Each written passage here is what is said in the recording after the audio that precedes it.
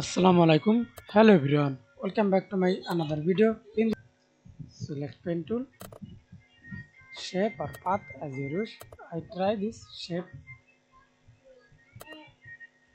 okay, and see this.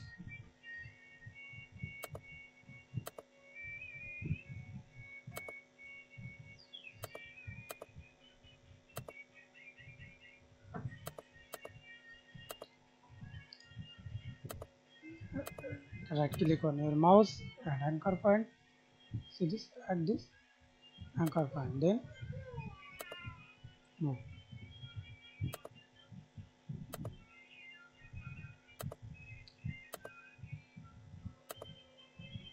Again, hold control,